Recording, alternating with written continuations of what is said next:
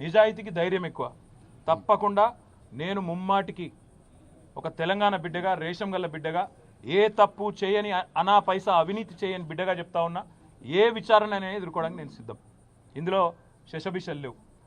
ఈరోజు కొంతమంది ఏదైతే శునకానందం పొందుతున్నారు, ఏదో జరిగిపోయింది వాళ్ళకు కూడా నేను చెప్తా ఉన్నా, ఇది కేవలం ఆరంభం మాత్రమే.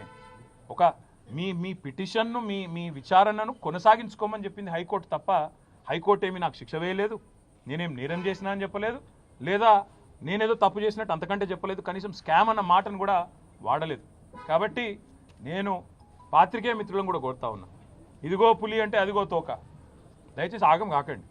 ముఖ్యమంత్రి నోట్లకెళ్ళి వచ్చేటి అన్నీ వేదవాక్కులు కావు. ఆయన చెప్పేటి ఆయన ముఖ్యమంత్రి ఆఫీస్ నెక్కెళ్ళి వచ్చేటిదన్నీ లీకులన్నీ అవేమి భగవద్గీత సూక్తులు కావు. చాలా లీకులు ఇస్తూ ఉన్నారు. ధైర్యంగా డైరెక్ట్గా చెప్పే ధైర్యం లేదు. నేను ఇంకొక మాట అడుగుతున్నా, మాకు ప్రత్యామ్నాయం ఏముందండి? అసెంబ్లీ సమావేశాలు జరుగుతున్నాయి, మేము అడిగినాం చర్చ పెట్టు అసెంబ్లీలో అని, నువ్వు పారిపోయినావు, నీకు నన్ను ఎదుర్కొనే ధైర్యం లేదు. ఈ కేసు విషయం 4 కోట్ల ప్రజల ముందు చర్చ పెడదాం రాయనాయన అంటే రాలేదు. ఇప్పుడు కూడా అడుగుతున్నారు రేవంత్ రెడ్డి,